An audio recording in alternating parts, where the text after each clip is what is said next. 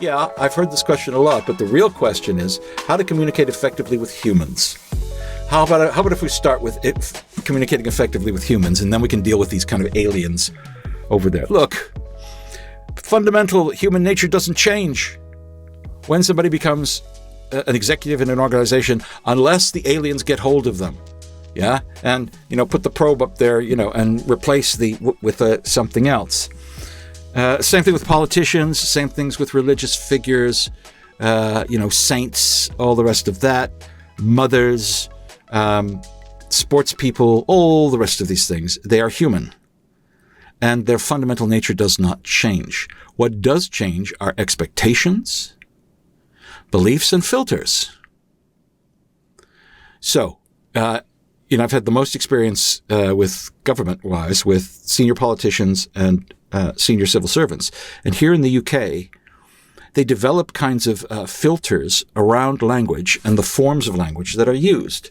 And these forms of language affect their thinking and their sense of identity to the point where they think that they're no longer human, where they think that they're different and apart from. But when communicating, even with executives, the same rules apply that would apply with any other person. The person that you're speaking with has experience in speaking with many, many, many other people. They have ways of listening and ways of communicating, habituated, ways of asking questions, habituated, long experience in deciding whether to listen to somebody or not listening to somebody, hence patterns that are there. And part of what you are going to be doing in communicating with them is, first of all, being clear about what you want to have happen. And in many cases, when people say they're having difficulty in communicating with some alien class of beings like executives, is that they have no idea what kind of objectives and goals are possible, what kind of objectives and goals are good. If you haven't met somebody before, you don't know very much, and you're new, and you've only got a script, expecting somebody else to drop a solution that they're working with now and purchase your expensive new product may be a bit much for the first 15-minute meeting that you have booked. Might be a little far, or it might be possible. I don't want to rain on anybody's parade. It's just that more often than not, what tends to happen is that people go in there focusing on themselves, like most of the other people who have problems in communicating, problems, being afraid, problems of I can't speak in front of groups, problems where their attention is so firmly fixated on their own feelings and their own experience, and not understanding that if you're standing in front of a group of people, you are there to create something for them. You're there to create an experience for them, not paying attention to how you feel. Yeah, the referent is wrong. Just plain wrong. You've missed it. You're not there to do that. But I don't feel confident. Well, let's start at the beginning. Are you competent? Do you know what you're doing, and do you know how to do it? No. Well, then you don't have a right to confidence. When I go to the dentist, I don't want a confident dentist who doesn't have competence and doesn't have the experience. Yeah? Yeah? Open wide. Now, where does this go? Turn over, and we'll put this in your butt. The confident dentist, right? We don't want confident people. We want competent people. People who can convey through their appreciation of the experience that they have and their clarity about what they're doing there and their preparedness to serve in the circumstance that we can relax.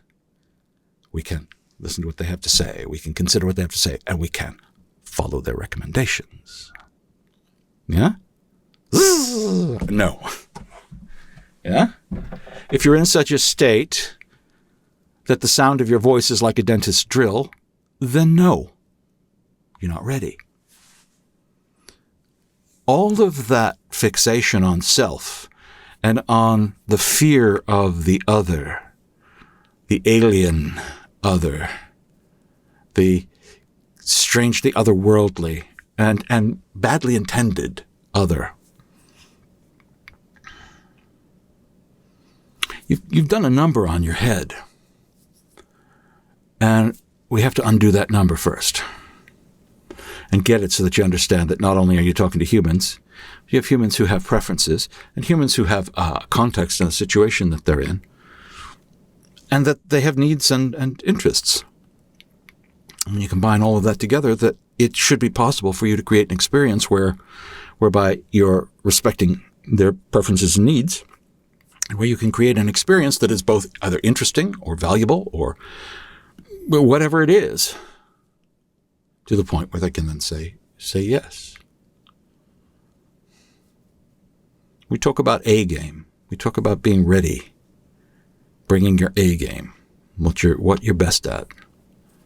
Do you know what your A game is? Do you know how that works? Do you know how it's constructed? Can you call it up?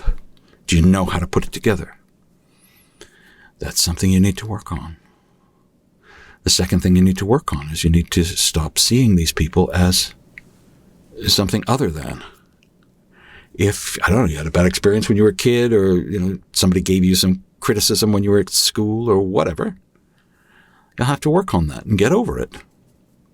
Yeah? It's over. And most of the people who criticized you when you were a kid or when you were young are not worth listening to. Hopefully, maturity and aging has shown you that most of the people who were criticizing you and telling you you were wrong and that you were getting out of line and that you were, not like everybody else, were idiots. Were not worth listening to. Why on earth would you want to be just like everyone else? It's about control, by the way. The control of children. That's what school is for. That's what upbringing is for, to make it so that you don't get out of line, so that you stay in your lane, so that you don't cause problems for those who would be your lords and masters. That's what it's about. And most of the people who are in positions of authority, some people love lording it over other people. But those who do are mostly sad and pathetic people. It's pretty sad watching somebody who has some position and then they attempt to use that to lord over somebody they perceive to be lower in status. It's pathetic. It doesn't make them more admired. It makes them, person needs treatment. Can you meet other people at the level of a human being, where you can acknowledge that they have needs and things that have to happen, and that you're going to use their time respectfully? Are you prepared in such a way that you're going to create an experience that isn't going to make them question their life? Have you developed your skills enough so that you can create a presentation, communication that is varied, that has different levels to it, that has a beginning, a middle, and an ending? Can you get it so that you are clear enough that you can ask for what you want? Here's what I require. There's a whole bunch of things you can do, and that are all right within your hands, but you've detached them from the communications that you've seen, the trainings that you've had, because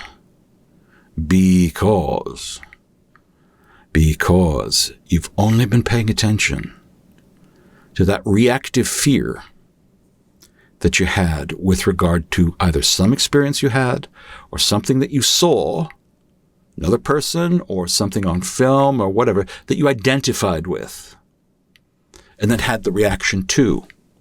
Your nervous system and body do not care whether it's fantasy, your imagination, or whether it's an actual memory. And the more you repeat it, the stronger that reaction becomes.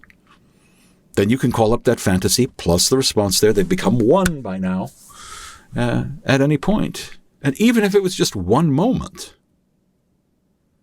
in your actual experience, you've now turned it into a lifetime's worth of response. That kind of stuff can be quashed and removed swiftly. I have a confession to make. A client with a lot of experience, somebody who'd been in organizational context for a long time. He got himself into a situation and was experiencing a great deal of fear. All mind stuff, all based on history and whatever. And the conversation, I tried a couple of gambits, wasn't working. He finally, for no particular reason, said, "Years ago, I almost bought a Harry Potter wand." I thought, that might have worked. He says, "But instead, I bought one of these." And he pulled out this gigantic staff, like Lord of the Rings, like something that the wizard would have. And I just looked at this thing, and I looked at the guy, and I just thought to myself, please, please, please, please, please. I said, "Take the staff in both hands and plant it in front of you." Yeah? Put it down. And he did it. I said, no, take the staff and plant it in front of you. And I want you to say and repeat the following words. "I am a servant of the secret flame." "You shall not pass." Guess what happened? The fear went away. The laughter was replaced, and the client was able to use that. Now, thank God he had that. Yeah? Even something as ridiculous as that could change his state and his attitude to the frightening situation. Now, how cool is that somebody can take a pattern that they built up over a long period of time, and by getting a toy, a representation of something from a film that had come from a book, and all of the stuff that's built up around that and about wizards and all the rest of that. "I am a servant of the secret flame." You remember that bit from The Lord of the Rings? Gandalf is going to fight the Balrog. Okay. We're actually referring to the question before about doing an LP that doesn't smell like an LP. Yeah, in telling the story and evoking the different things with it. It's like that's how it works. But now, when we're talking about talking with executives, they are not Balrog. They do not require a staff. Yeah? And that you plant, although, if it came down to it, if you have some evil wizards on your board and you have to present to them, I would bring the staff at some point if you actually had to. I mean, imagine that. Yeah, you're going in for your presentation, your quarterly or your report on whatever the project is, and you've got your stuff, you've got your documents, and this great big staff with you that you hold while you're beginning your presentation. Please turn to page 3, and then somebody says, "What is that?" And you go, "I am a servant of the secret flame," and you put it down in front of you. Whimsy. It might work. I mean, you might get fired, but it might work.